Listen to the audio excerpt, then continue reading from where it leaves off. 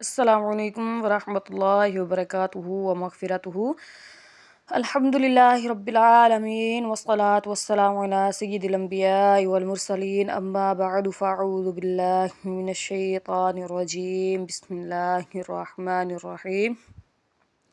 नबी करीम सल्लल्लाहु ताला अलैहि वालैहि वसल्लम का फरमान इबरत निशान है, तुम में बेहतरीन शख्स है वो जो कुरान सीखे और सिखाए।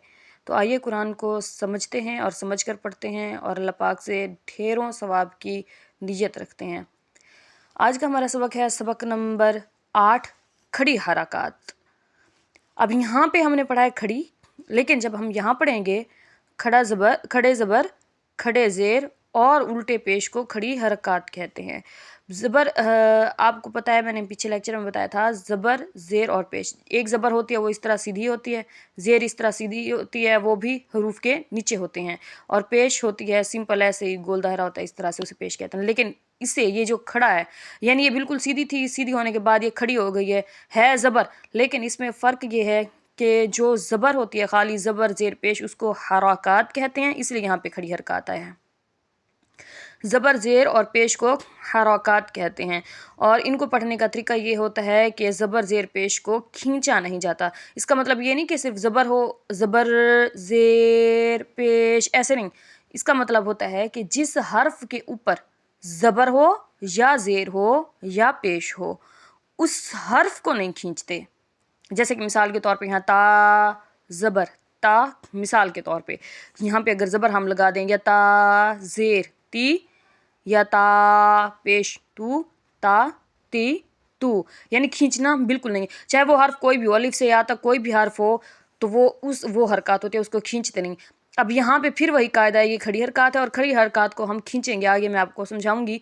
और इसको खींचने का क्या तरीका है ये भी हम आगे पढ़ेंगे, लेकिन फिलहाल ये बताऊँ, ये जो ज़बर होती है इसे भी हरकत कहते हैं, लेकिन इससे खड़ी हरकत कहते हैं। वो खाली हरकत होती है, ज़बर ज़ेर पेश को हरकत एक होती है, जैसे या ज़बर या ज़ेर या पेश, और हरकत तीनों को कहा जाता है।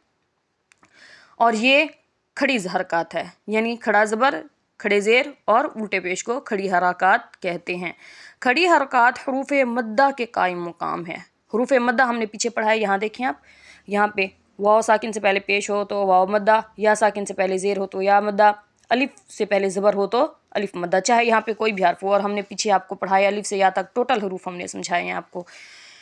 इसको यानी ये उसके कायम, ये हरूफ मद्दा कायम मुकाम का मायना होता है उसकी जगह, उसके बराबर, उसके मुकाम के बराबर। जैसे कि मिसाल के तौर पे दो बच्चे हैं और दोनों का कद, दोनों की हाइट सेम टू सेम है, यानी बिल्कुल एक जैसी है, उसे कहते हैं कायम मुकाम। तो यहाँ पे है जो है, यानी जिस तरह हमने खड़ी हरकत को पढ़ा है, सॉरी हरूफ मद्दा को पढ़ा है, बिल्कुल वैसे ही हम खड़ी हरकत को पढ़ेंगे, इसमें कोई भी रद्दो बदल नहीं होगा। इसलिए इसको कहा जाता है खड़ी हरकत के कायम, यानी हरूफ मद्दा के कायम मुकाम खड़ी हरकत है।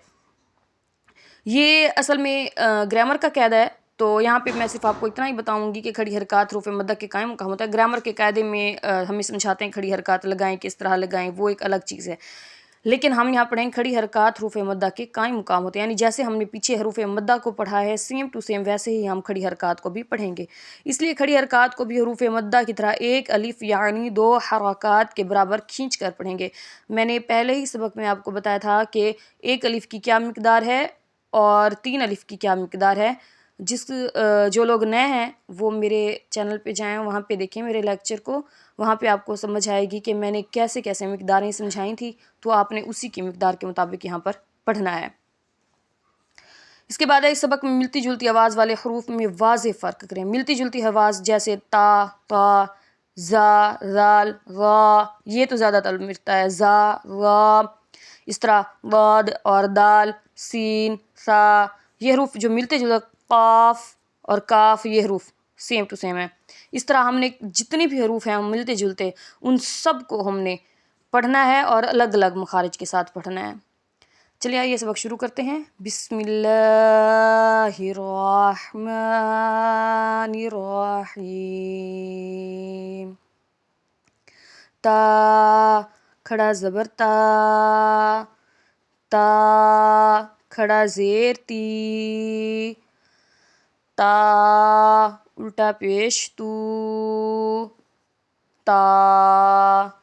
تی تو قا کھڑا زبر قا قا کھڑا زیر قی قا الٹا پیش قو قا قی قو. اسے ہم نے تا پڑھا ہے اور اسے ہم تا پڑھیں گے، اس میں یہ فرق ہے.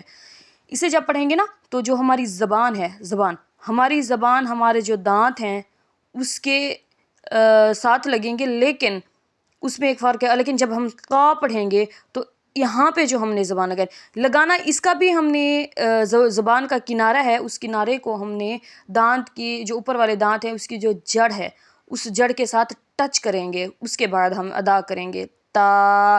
لیکن اسے تا سمپل پڑھیں گے، لیکن جب اسے پڑھیں گے اس میں تھوڑی سی ہم اپنی زبان میں ہوا بھریں گے جس کی وجہ سے یہ تا نکلے گا، تا نہیں تا نکلے گا. اس طرح اس میں فرق ہم نے کرنا ہے، لیکن مخارج دونوں کا ایک ہی ہے. زبان کی نوک اور اوپر کے دانتوں کی اندرونی جڑ، یعنی دانتوں کی جو جڑیں ہیں اس پہ لگانے ہیں، اوپر کے دانت. اس کو جب ہم ادا کریں گے دونوں دانتوں کو بند کر دیں گے، اس کے ساتھ ادا کریں گے. زا کھڑا زبر زا زا کھڑا زیر زی زا الٹا پیش زو زا زی زو. اور جب اسے ادا کریں گے تو اپنی جو زبان ہے اس زبان کو ہم اوپر والے جو دانت ہیں اس دانت کے اندرونی کناروں کے ساتھ، جڑ کے ساتھ نہیں، جو کنارے ہیں جس کے ساتھ ہم کوئی چیز چباتے ہیں، جیسے کہ ہم کوئی کوئی دھاگا توڑتے ہیں، جن کناروں کے ساتھ زبان کے، انہی کناروں کے ساتھ آپ نے اپنی زبان کو لگانا ہے، تب یہ ادا ہوگا. رال کھڑا زبر را رال کھڑا زیر ری رال الٹا پیش رو را ری رو. یہ را ہے اور اس کا بھی سیم ٹو سیم مخارج ہے اس کے جیسا. اس کو بھی ہم نے جو زبان ہے، ہماری زبان اوپر والے دانت ہیں اس کے کناروں کے ساتھ ٹچ کریں گے پھر ادا کریں گے. لیکن فرق صرف یہ ہے کہ اس کو را پڑھیں گے، اس کو رال پڑھا ہے، اس کو را پڑھیں گے. اور زوا نہیں پڑھنا، واو ایڈ نہیں کرنا، زوا نہیں پڑھنا، را پڑھنا ہے. را زوا نہیں، را پڑھنا ہے. را کھڑا زبر را را کھڑا زیر ری را الٹا پیش رو را ری رو. اور یہ داد ہے، داد اسے نہیں پڑھنا اور اسے نہ ہی زواد پڑھنا ہے. زواد پڑھیں گے تب بھی غلط مخارج ہے، اگر اسے دواد پڑھیں گے تب بھی غلط ہے. اسے داد پڑھنا ہے، داد. اور دال جو اس کا اینڈ میں آتا ہے جو میں نے پہلے لیکچر میں سمجھایا تھا، اس دال پہ ہم نے قلقلہ کرنا ہے. ضاد کھڑا زبر ضا ضاد کھڑا زیر ضی ضاد الٹا پیش ضو ضا ضی ضو. آج کے لیے ہم نے اتنا پڑھا ہے، کل انشاءاللہ تعالی ہم آگے پڑھیں گے. فی الحال کے لیے اجازت دیں. ہاں اگر آپ کو کوئی چیز سمجھ نہیں آ رہی تو آپ مجھے کمنٹ کریں، انشاءاللہ تعالی میں دوبارہ آپ کو سمجھاؤں گی.